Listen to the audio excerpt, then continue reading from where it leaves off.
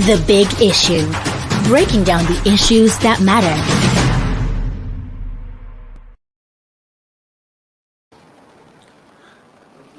Hello, listener. You're welcome to Leadership Podcast. And of course, it's another edition of The Big Issue. And of course, as usual, today is going to be another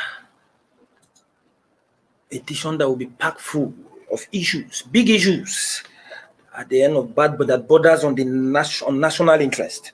And of course, as you can see, the house is full today, and with me here in the studio, first of all, is a guest columnist with the National Economy newspaper, and of course, he's a guest analyst for this show today. You're welcome, Mr.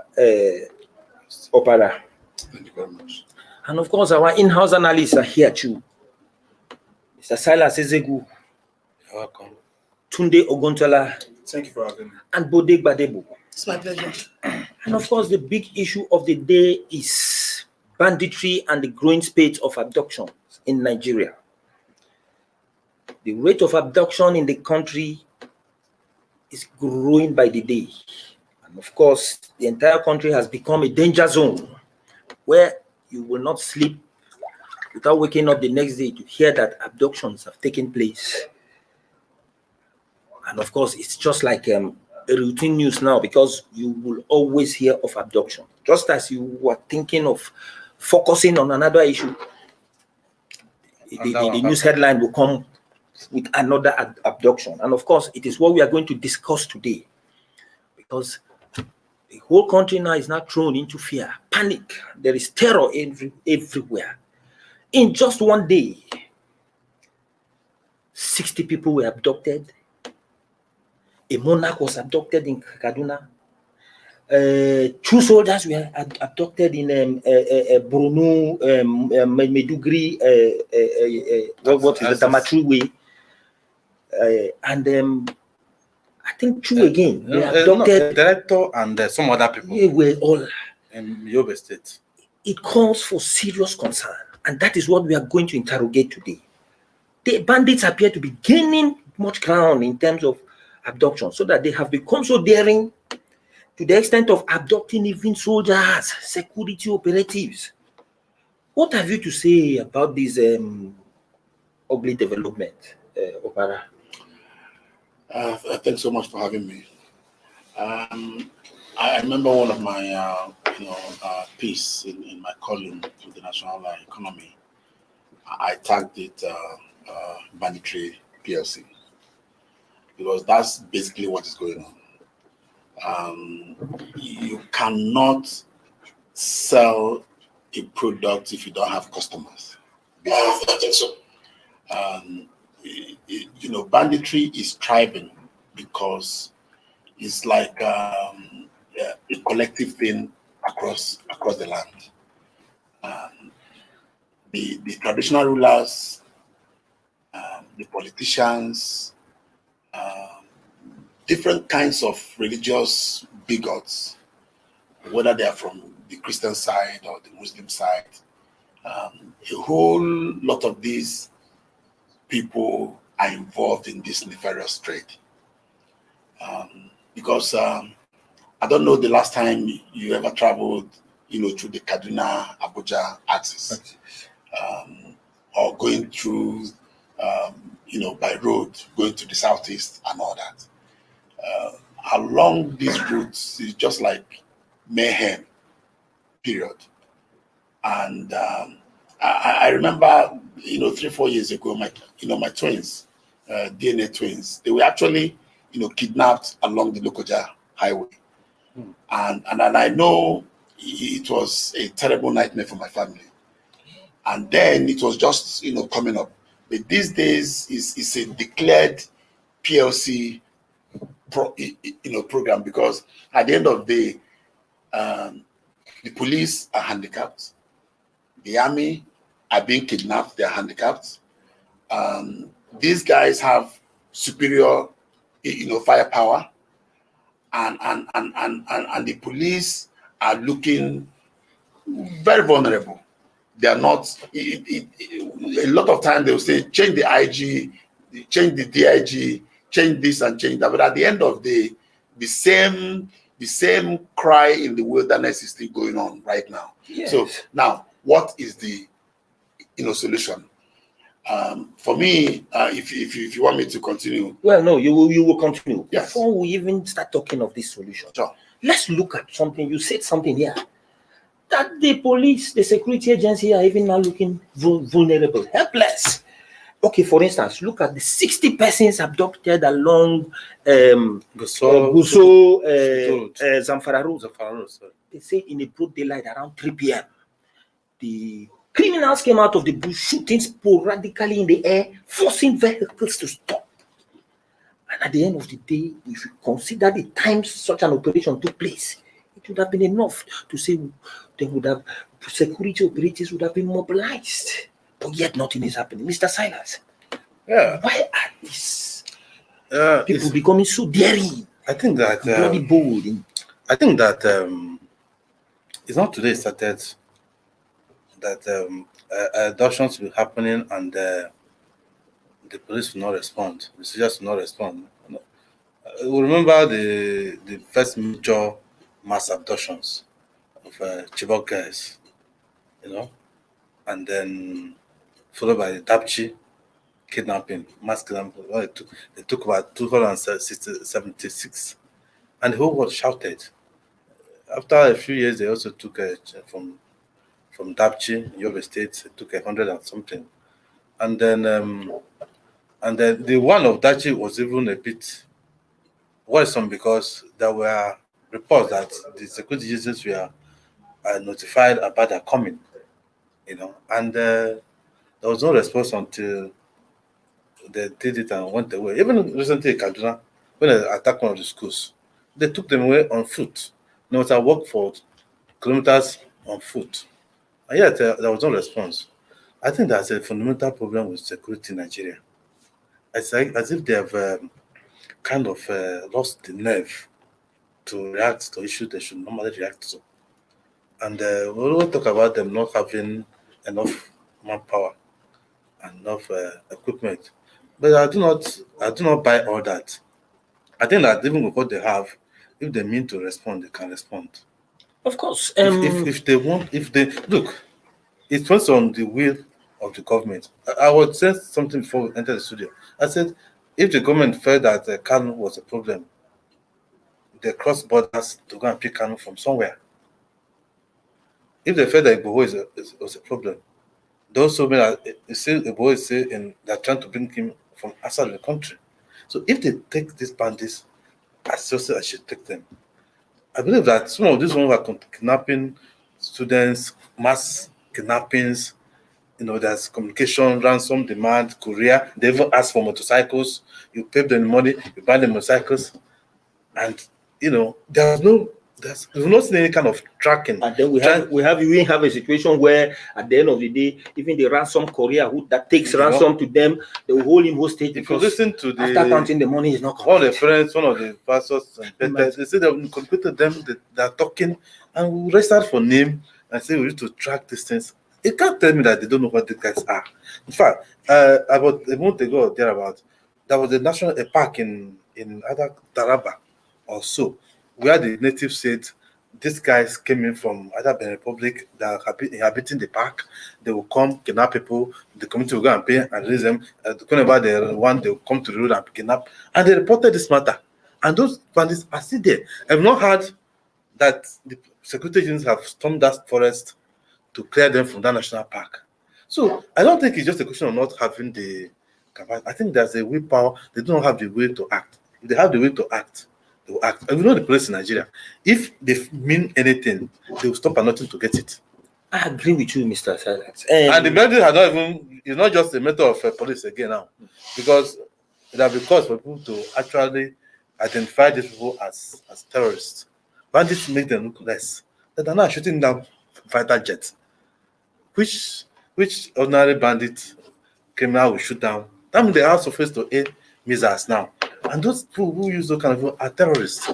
Give them the right name. They're terrorists, all of them. Yes. And treat them as terrorists. Silas, I agree with you. Apart from shooting down a fighter jet in just one day, these criminals operated in almost 6 locations.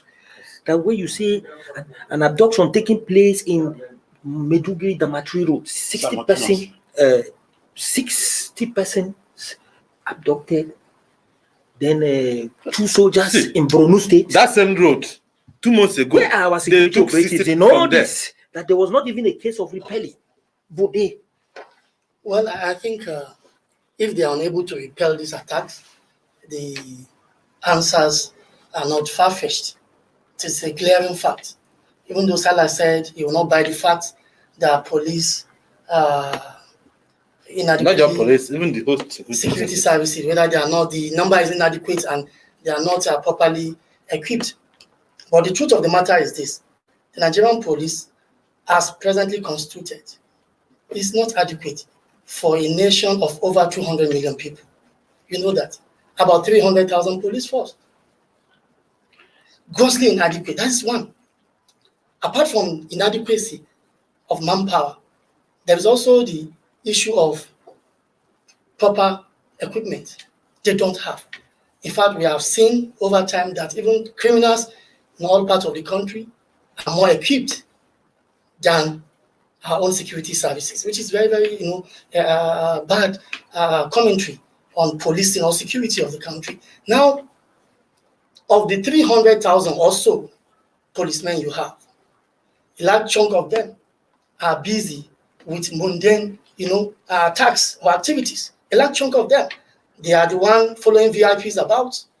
I know the ones that they don't even use uniform again. They've been converted to errand boys. They go to the market to buy condiment, condiment, and the rest of them for VIPs. I'm telling you, they don't even wear uniform again.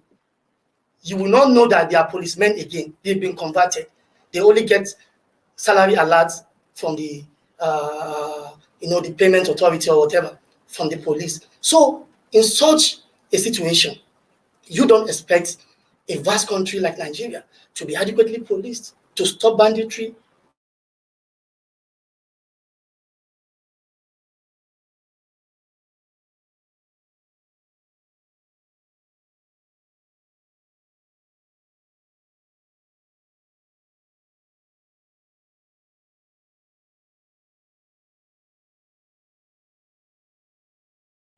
With the kind of leadership we have, a leadership that does not take leadership seriously, a leadership that does not see leadership as a trust, a leadership that does not see leadership as a contract between the leaders and the led or the governed. So that's why you see all these things happening. Since we've been facing this issue of banditry, kidnapping, and the rest of them, how many bandits have been arraigned before the court of law? How many have been arrested so far? We don't get to hear all these things. What we have seen so far is the creation of what I call the violence economy. Thank you. And it's a very, very booming economy. It's now a multi-million naira economy. Billions. Billion naira. Billions. Thank you. It's now a multi-billion naira economy. So that should be a shame for designing Nigerians.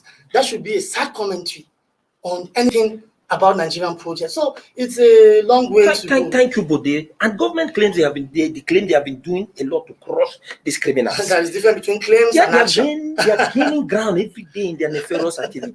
So that at the end of the day, don't you think, Tunde, don't you think it's time for us to overhaul the entire country's security architecture? Well, thank you very much solve the problem for that question. But I would say that sadly, overhauling the whole country security approach won't solve this problem.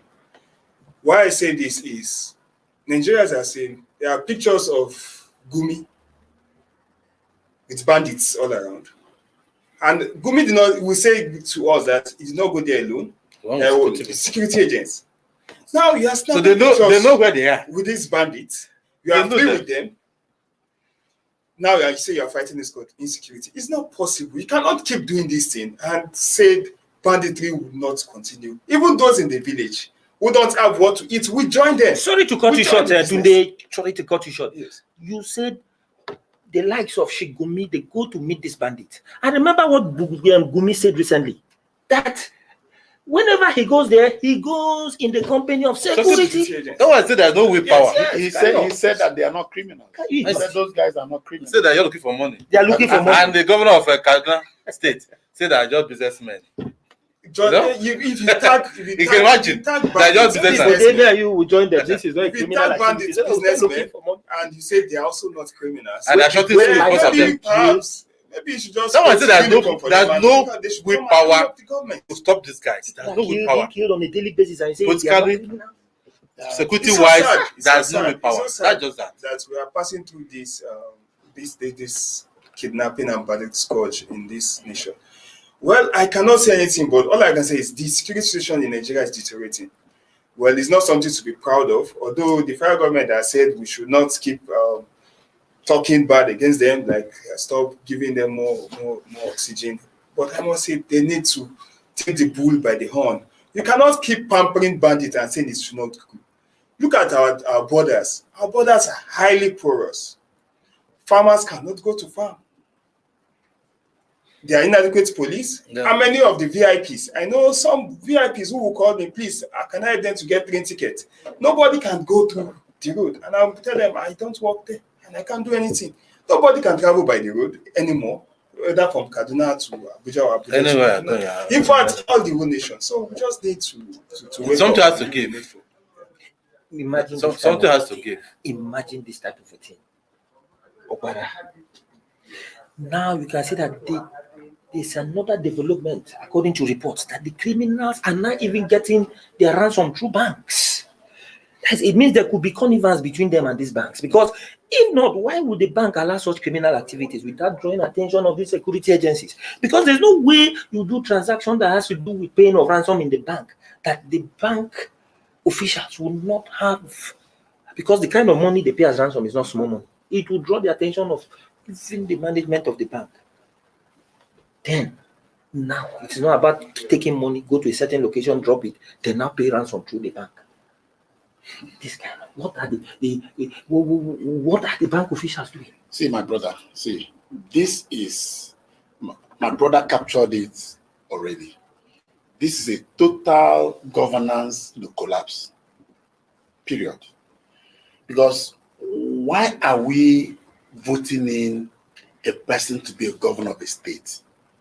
A governor of a state is the chief security officer of that state, basically. I don't care what people talk about constitution. Mr. President, his core value chain to the nation is to secure the lives of properties herein.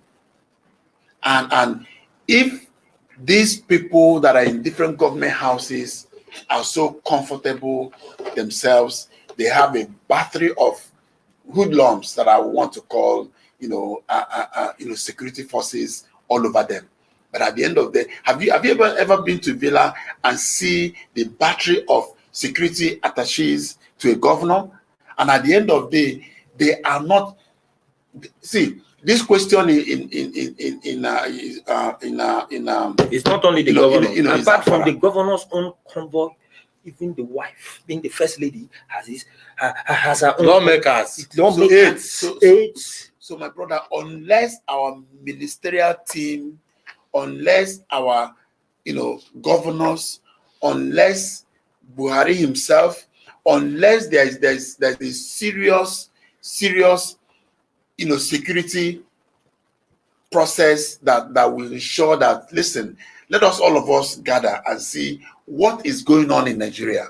Unless there's a talk shop, not just the typical seminar talk shop. I'm talking about talk shop that will, profile absolute, solutions to all this mayhem.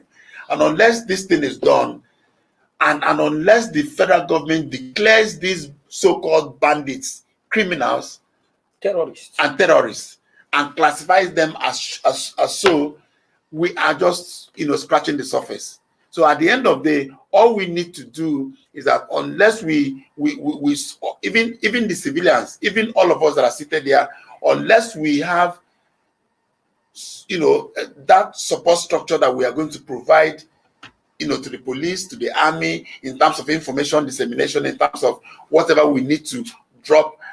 By the way, if you go to a police station and drop a message or drop an information that there are criminals here and there, if you don't take time, they will arrest you.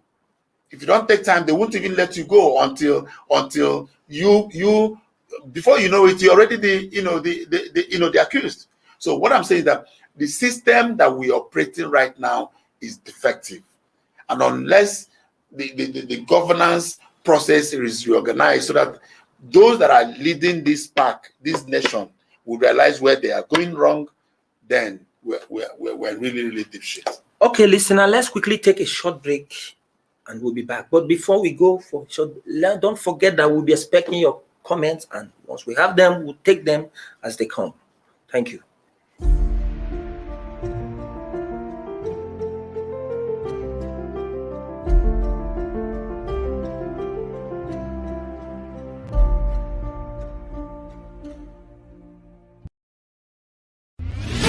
The Big Issue. Breaking down the issues that matter.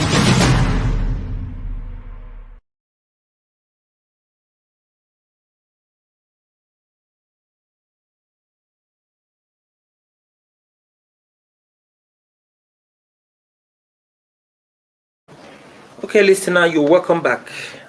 This is Leadership Podcast, and it's another edition of The Big Issue. And of course, the big issue of the day is banditry and the growing spate of abductions and killings in Nigeria. And of course, we are on again.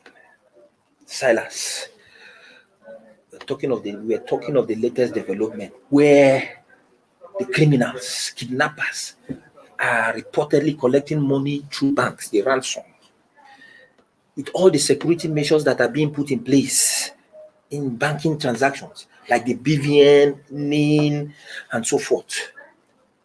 If this is anything to go by, that means our banks are no longer secured. Because how can such transactions take place without even the bank officials knowing to alert security agencies like EFCC? I think the EFCC are supposed to be monitoring all this. Yes, that's another worrisome dimension to the whole thing. In the past, we had kidnappings as a business, like in Philippines, Atlanta, and so on. They always operated, outside of the system. They take the son to them in the bush, and they do what they want to do with it. But now, Nigerian kidnappers have gone so bold that they never transact with the banks. It's like they feel that they're untouchable. That's the reason why they can decide to go and put their money in a bank. That means they feel that the system has been overwhelmed and nothing can happen to them.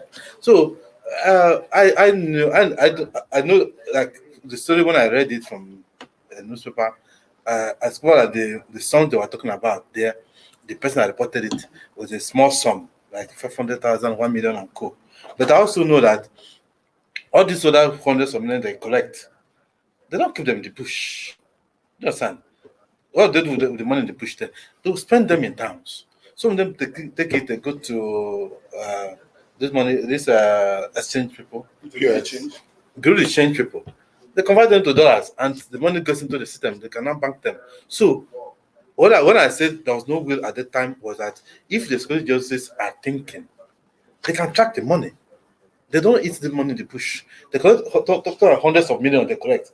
One pastor in Kaduna said the committees there in Southern Kaduna had paid about 1.something billion to kidnappers in the last 1 year or so, 6 months. 1 billion naira is not small money, and that is not money that you can use to buy a car there. And so I expected people like EFCC, the NFUIU, okay, Financial Intelligence Unit, and there's another unit in the police force that track money and issues to do with financial fraud. To track this money, in a way we find out that there are big men who are behind this kidnapping, and what they need to pick these guys and make an example of them. Because these guys in the bush, I don't think they are the real mastermind. I think there are some people, beating the music for them in the bush, and they're just the small fry dancing in the roadside. So, in fact, there are even stories in the grave, there are some of these, they know some of the big guys who are behind it, but nobody will mention them because they're big guys in society. And I will not accuse the security people, but there's something a former head of state said, Abacha, that if an installation lasts for 24 hours, it's because government is involved in it. So we also need to check whether some of our security people are not involved. We also need to investigate it carefully, especially those who have been demobilized, sacked, or removed from service, who are angry with the system. So I'm not saying they are, but I know they need to check. I will agree with you, Silas, in that direction. And of course, don't forget that Shegumi, the Islamic cleric, also said it. Yes. That there's some security operatives are aiding and abetting the criminals. That they even supply arms and ammunition to them. And corroborating Shegumi was a recent case of a member of this new police SWAT team that was caught with ammunition and arms somewhere in the northeast. Where was it? The SWAT police. They arrested him. Yes. Maiduguri, yes. Military arrested. Yes. Of course, you can imagine where sometimes people say something, and as soon as they say it, you see them happening live. And at the end of the day, you not understand that what they were saying after all was not a lie. But at the end of the day, even the security agencies, like the army, at the point came out when Shegumi made that allegation. The army came, confronted it, spawned all the allegations he made. But a SWAT police officer was arrested with arms, and what is he doing with it today? Well, I spoke about. We have not even heard anything about the case again, whether he has been taken to court. No, he was just arrested on Sunday with a grenade and some other things. I think the military authorities are unable to determine yet. I'm not aware whether they are sure whether it's a real policeman or a criminal, because an individual, I don't know where he got all those things from and where he was taking them to. Now, talking about the inability of government to track kidnappers taking money through the banks is an easy thing. Earlier, I said all we are witnessing today is a reflection of the type of leadership we have. Now, earlier, Mr. Salas mentioned the issue of Nnamdi Kanu and Igboho, that it was easy for government to arrest Nnamdi Kanu outside Nigeria, and now the same government is also battling to get another person in the person, Sunday Igboho from Cotonou back to Nigeria. Now, these are matters of political choices. For them, Nnamdi Kanu, who I consider a symptom, not a problem for Nigeria, a symptom of our problem, it's easy for them to go after him. The same thing for Igboho. It's not a problem of Nigeria, it's just a symptom. His agitations have some valid reasons. It's a symptom. But instead of the government to go for the problem, in order to shut the mouth of Igboho, they went for the symptom, which is like putting the cat before the horse. Now, talking about political choice, government decide what to do at its convenient time, whether to pursue a criminal or to pursue an innocent person. And what we have been seeing is government find it convenient to pursue an innocent Nigerian and leaving the criminal to go away. So the issue of the bank, when I first read the story, I said, no, this can't be true. But when I read the story, it was factual. The money was paid in Abuja here to a business entity, not an individual, a business company name. They paid money, 500,000 to that account. And this has been happening before, even though not in the kidnapping trend. People who mistakenly pay money to wrong accounts or to scammers, anytime they attempt to retrieve their money, the banks make it difficult for them by not supplying the information of the receiver. What does that tell you? The banks are likely to be beneficiary of kickbacks from these crime proceeds. So if the banks are beneficiaries of proceeds of crime, it means the regulatory agencies like the CBN, the Nigerian Financial Intelligence Units, EFCC, ICPCs are not doing their job. Sorry to cut you short, but it's like we're beginning to get some comments. And of course, we have one there from Yusuf Muhammad. And Yusuf is saying that the issue of insecurity in Nigeria is deteriorating day in and day out. May Allah grant us ease. You can hear the way Nigerians are praying. No, yes, he's right. If you know, social media, you go now, what you hear is prayer. People praying, of course, like see, another one, we have another one from Aminu M. Shwaibu. What is the way out? let's brainstorm and come up with solutions. And I think that is what we are doing here. Yes. Because very soon Well, now we'll begin to talk about the solutions. What are we going to do? What will government do? And of course, let's see what Sadiq Bichi has to say there. The higher the rate of development, urbanization, and population growth, the higher the rate of crime. So it's a global phenomenon. So security issue is a collective responsibility. We should always put the blame on government. Well, we shouldn't always put the blame on government side. No, I don't agree. Which urbanization? Is there urbanization in Zamfara? Where people No, I don't agree with this one. In one country apology? where they are so much organized, what is Netherlands to No, do? it's a government apology. It's very clear. Listen. Is there urbanization in Zamfara? No, what I will ask you. In the Netherlands, the prison they had, but people are not going to commit crime because the government had taken care of the basic needs of the people. Sorry, Are they not developed? Sorry, They show the prisons and convert them to other things. let's take one from Bernard watching the Mere Azuka. There is a solution, but government is the problem. They have all it takes to take these people down, but they don't want to do that.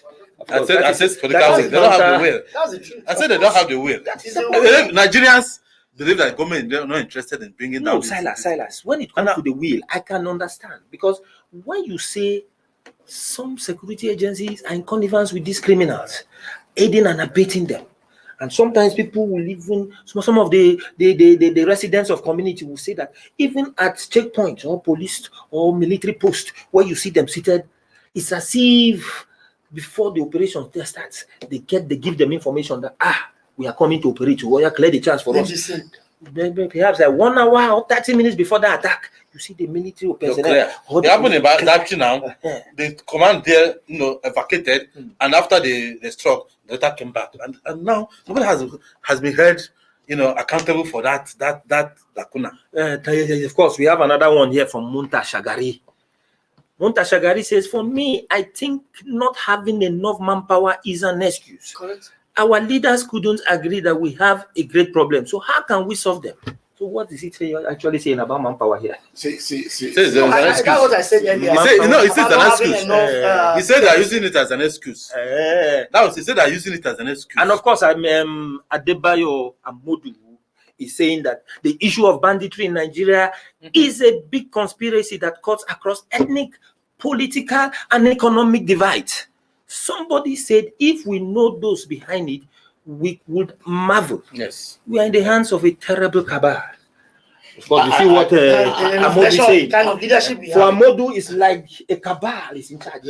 I agree totally. See, guys. Nigeria Limited. Of course. That's why I said Banditry PLC. Yes, exactly. Banditry PLC. And see what Bernard Chimere Azuka has come again to say, that the government gave way for all this. If they had attacked it earlier, I think that when it started, it would have not been an issue by now. See, I was actually trying to say, there's no thief, there's no armed robber, there's no pickpockets, there's no bandit that does not have a home. Yes. There's no single one of them that don't have a local government. They are living in a community. And there's no way those people that are living with them, that these guys go out in the morning and they come back by 3 a.m. And nobody will tell me that these people that are living around them are not aware that these people are criminals. But do they have the political will to go out and report? Because if they go, about the solution. Fine. Yeah, of course. Right. So at the end of the day, if they go and report and they get incriminated, what does that say about our police force? What does that say about security network? So the important thing is that how do we make sure that these people that are doing this thing are not going to go back for the second time? Because there is a thriving business of banditry. Yes. So what the government needs to do is to start, eliminating. This, just like Amodu said, this is not about religion. No. This is not about ethnic group. This is not about who you are. It's about this nation. Because by the time we allow this cankerworm to continue to eat deep into the fabric of the society, we wake up one day, we don't have a nation.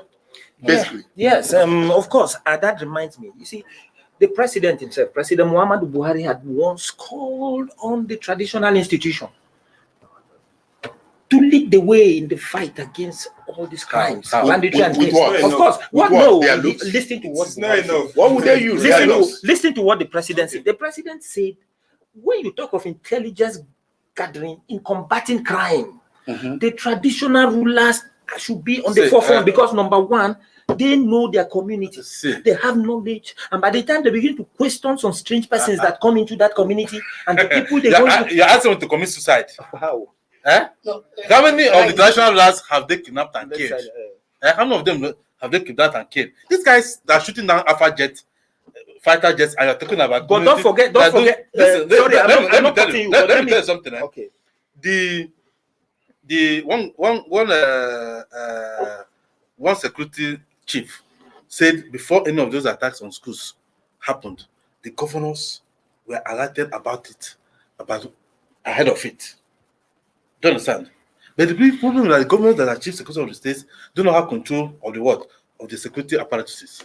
They're just answering that chief security officer of the state With all with the name. security votes And with against all the money people. that's supposed to the police, buying them weapons, buying them gadgets, they cannot tell the policeman to move an inch.